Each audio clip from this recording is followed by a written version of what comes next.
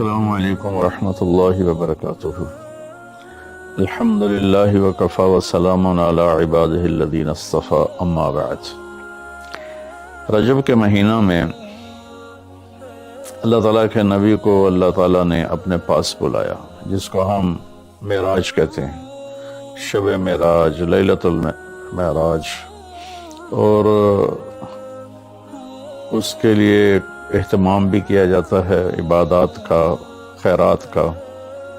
یہ اللہ تعالیٰ کی بہت بڑی قدرت میں سے ایک چھوٹا سا نمونہ تھا کہ 3 کپڑوں میں اٹھایا اور سارے خلا کے پردوں کو چاک کروا کے 7 آسمان کے دروازے کھلوا کر سدرۃ المنتہا پہ جبریل کی بھی بس ہو گئی کہ اس کے آگے اتنا بھی اوپر گیا تو جل کے راکھ ہو جاؤں گا، تو اس سے اوپر آپ تشریف لے گئے، اور پھر عرش خوشی سے جھوم اٹھا، اہتز عرش الرحمن، عرش خوشی سے یوں جھوم رہا، خوشی میں انسان بے خود ہو کر جھومنے لگ جاتا، تو اللہ کا عرش جھومنے لگا آپ کی آمد پر، اور پہلی ہستی ہیں جن کا قدم اللہ کے عرش پر پڑا، اور اللہ تعالیٰ اور اللہ کے محبوب کے درمیان جتنے نور کے پردے تھے اللہ نے سب ہٹا دیے، اور السلام علیک ایھا النبی ورحمۃ اللہ وبرکاتہ،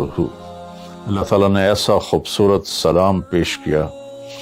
تو اللہ کے نبی پہ قربان جاؤں، انہوں نے اپنی امت کو بھی شریک کر لیا، السلام علینا وعلی عباد اللہ الصالحین، اللہ ہمارے اوپر بھی سلام ہو آپ کا، اور جو میری امت کے نیک لوگ ہیں ان پر بھی آپ کا سلام ہو، آپ کی رحمت ہو۔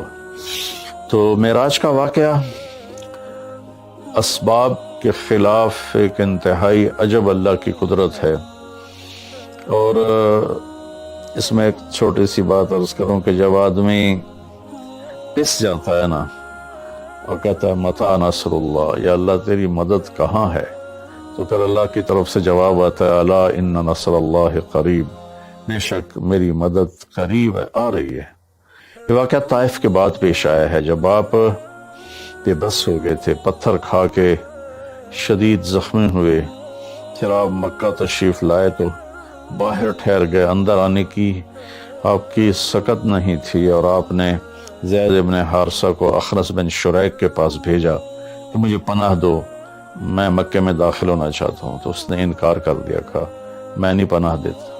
پھر اپنے سہیل ابن عمر کو پیغام بھیجا کہ مجھے پناہ دو، اس نے بھی انکار کر دیا۔ پھر ایک اور عرب کے سردار تھے، ان کو پیغام بھیجا، آل بن صفان بن امیہ کو پیغام بھیجا کہ مجھے پناہ دو، تو انہوں نے بھی انکار کر دیا۔ تو پھر آپ نے مطعم بن عدی کو پیغام بھیجا، ان کے بیٹے جبیر صحابی بنے، تو مطعم بن عدی کو پیغام بھیجا، تو وہ آپ نے بچوں کو لے کر باہر گیا، اور اللہ کے نبی کو اپنے بیٹوں کے ساتھ لے کر مکے میں انٹر ہوا، حرم شریف میں آ کے اعلان کیا آج کے بعد محمد بن عبداللہ صلی اللہ علیہ وسلم میری پناہ میں ہے، انہیں کوئی ٹچ نہیں کر سکتا۔ ابو جہل نے کھڑے ہو کر کہا تم یہ اس کا کلمہ پڑھ کے کہہ رہے ہو یا اپنی سرداری کے زوم پر کہہ رہے ہو، اپنی سرداری کے بلبوتے پر؟ اور کہا نہیں، میں نے اس کا کلمہ نہیں پڑھا، جو اللہ نے مجھے سٹیٹس دیا ہے اس کی وجہ سے کہہ رہا ہوں۔ کہ پھر ٹھیک ہے، ہم ان کو کبھی ٹچ نہیں کریں گے۔ اس قدر حال سنگین ہو گیا تھا، اور کبھی آسمان کے فرشتے نہیں روئے سوائے 2 جگہ۔ ایک دفعہ جب ابراہیم علیہ السلام نے حضرت اسماعیل کو الٹا لٹایا اور چھری ہاتھ میں اور سر کے بال ہاتھ میں، اس طرح، اور یوں آسمان کو دیکھ کے کہا یا اللہ تم اس سے ناراض ہو گیا ہے کہ میرے دل میں اسماعیل کی محبت آ گئی ہے۔ اس پر آسمان کے فرشتے زار و قطار روئے تھے۔ اور ایک جب ہمارے نبی کو پتھر پڑے اور پڑھتے پڑھتے بے ہوش ہو کے گر گئے، اس وقت 7 آسمان کے فرشتے روئے تھے۔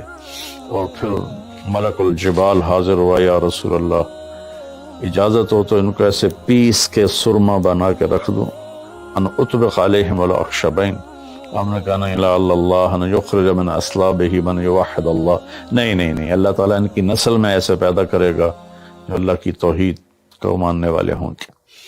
اس تکلیف کے بعد یہ سفر ہوا کہ 27 رجب کو جبرائیل آئے، آسمان سج چکے ہیں، اور ہماری یعنی زبان میں یا ہمارے رواج میں کہ یا رسول اللہ استقبال کے لیے قطاریں لگ گئی ہیں، آپ ان کو لے کر گئے۔ آپ ام ہانی رضی اللہ عنہ، حضرت علی رضی اللہ تعالیٰ عنہ کے گھر میں تھے آپ، تو وہاں سے حتیم میں لے گئے، آپ کا سینہ چاک کیا، دوسرے فرشتہ وہ پانی لایا زمزم کا، اس سے آپ کے سینے کو صاف کیا، پھر دل باہر نکالا، اس کو چیرا، اس سے صاف کیا، اور پھر دوبارہ دل کو رکھ دیا، سینے کو بند کر دیا۔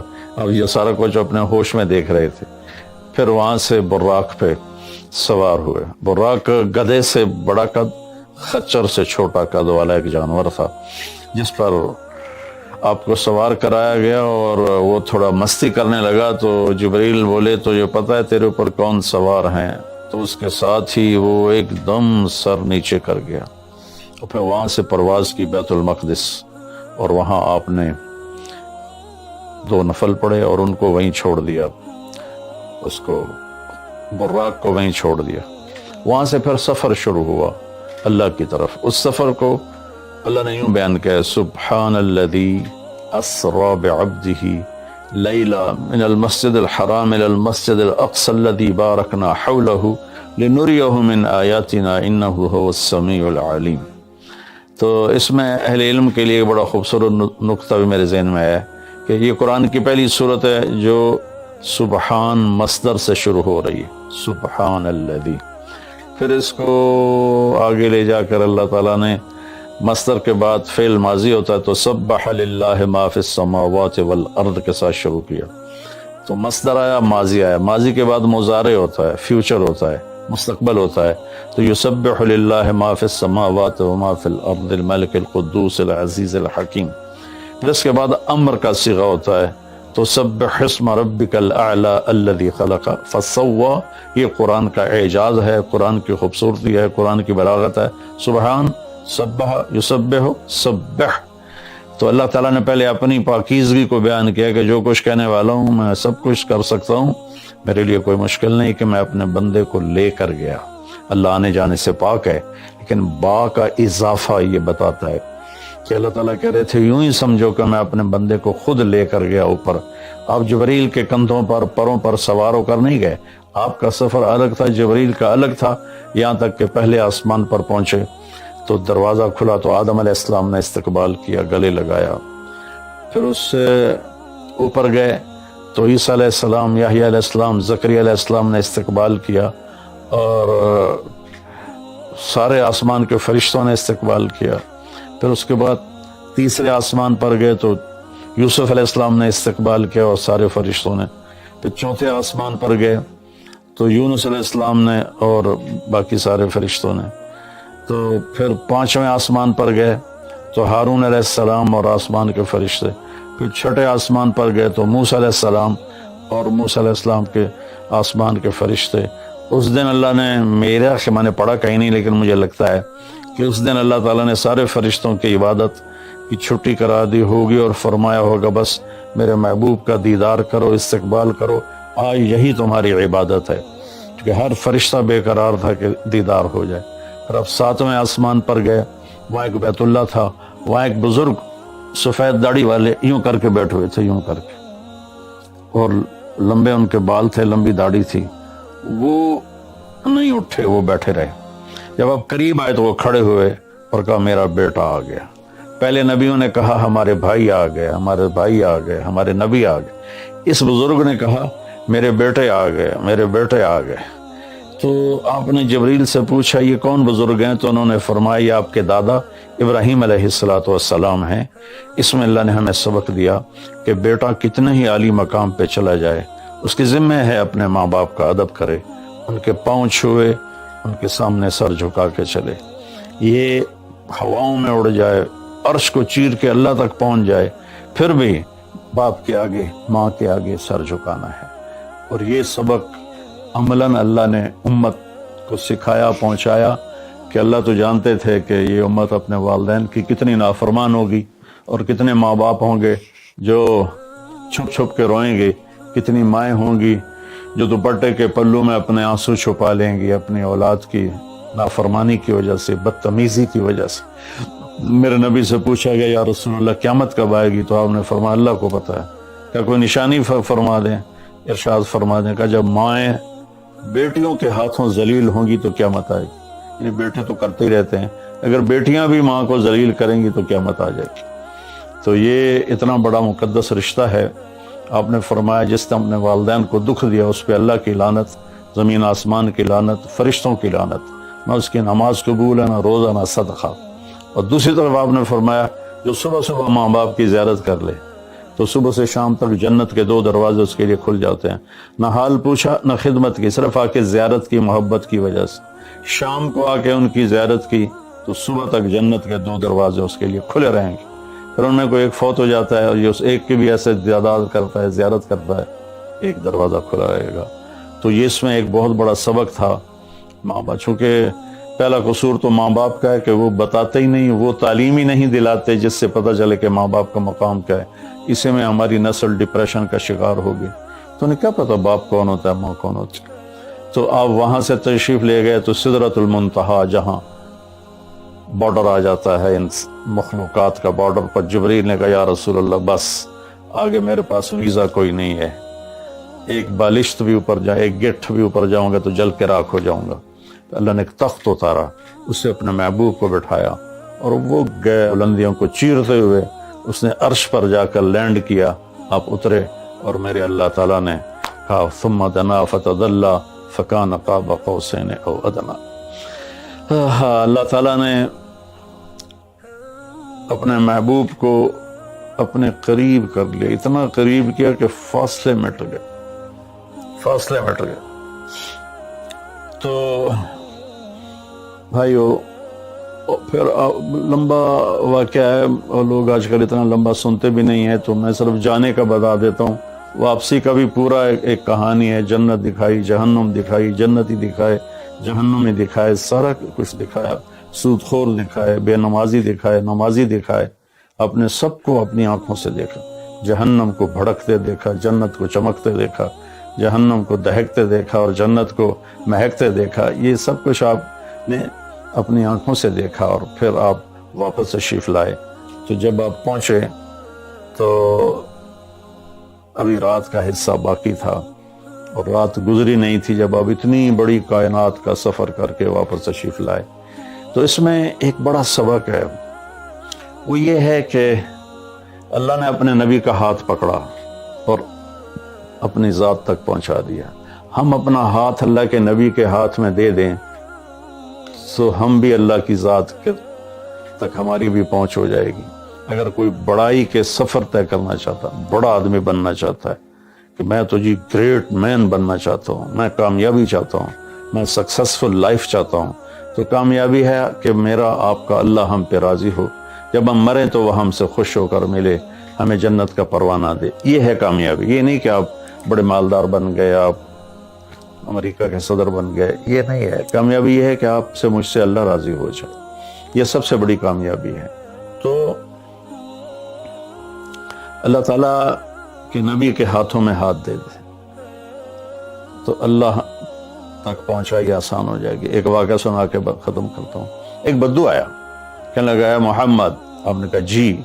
اب بدتمیزی کا جواب بدتمیزی سے نہیں، پیار سے دیتے، جی تیری 3 باتیں بڑی عجیب ہیں۔ آپ نے کہا کیا؟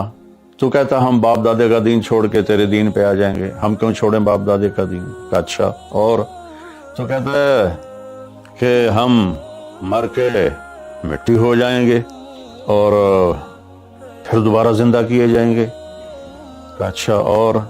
تو کہتا ہے سورے عرب کو تیری امت فتح کر لے گی، ایران اور یورپ کو بھی تیری امت فتح کر لے گی۔ تو یہ کیسی بچوں والی باتیں کہا، ان کو روٹی نہیں ملتی اور یہ سنا رہا ہے ان کو کہ اس سے کیسر اور کسرا 2 بڑے بلاک تھے اس وقت۔